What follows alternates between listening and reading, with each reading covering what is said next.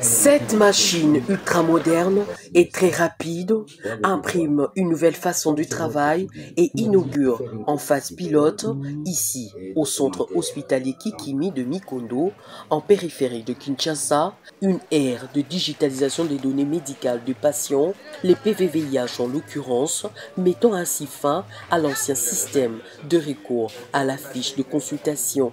L'initiative est mise en œuvre par la Fondation Elisabeth Glaser de lutte contre le sida pédiatrique, ECPAF, avec les financements de l'USAID. Des services en service, la tâche des prestataires de soins est aisée et optimale dans un maximum de résultats, et ce, partant de la réception au laboratoire en passant par la consultation curative, la consultation prénatale, CEPEN, et la prévention de la transmission de la mère à l'enfant, PTME, en ce qui concerne l'accompagnement personnalisé de femmes enceintes et allaitantes positives au VIH-Sida jusqu'au cabinet du médecin. Par ici, tout est numérisé et s'effectue à l'aide de machines interconnectées. Je suis chargé de la CEPEN.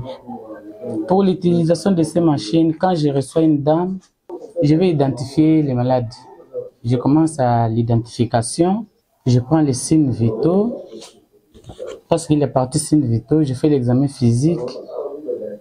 Je vais à la fin demander les examens des labos. Et quand j'envoie les examens au laboratoire, je dois avoir les papiers imprimés pour qu'on puisse la sortir de l'autre côté. À la fin, elle va revenir avec les résultats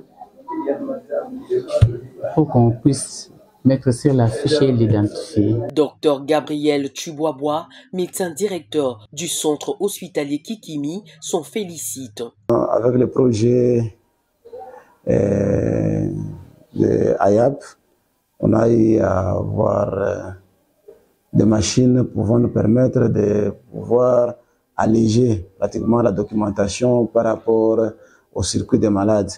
Comme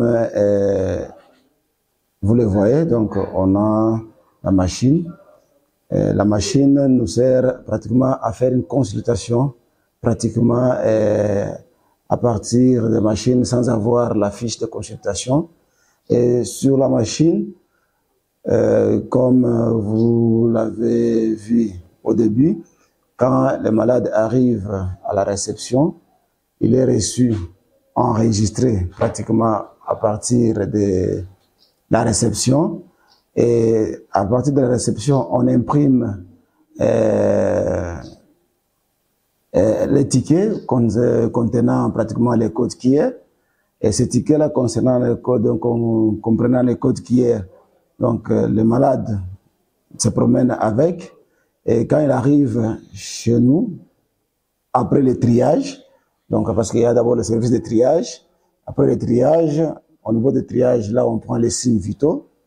On prend les signes vitaux et tous les autres paramètres du malade, et le malade continue son parcours au cabinet de consultation. Dr Ememboyo, pour sa part, directeur pays d'ECPAF, parle d'une grande révolution pour le structure sanitaire de Kinshasa. Le projet dossier médical électronique, c'est un projet de digitalisation, comme vous l'avez dit. C'est-à-dire nous allons remplacer le papier avec des supports numériques qui vont nous permettre en temps réel de capter les informations sur le parcours des patients et de générer des rapports. C'est une très très grande révolution dans la manière d'organiser les archives médicales.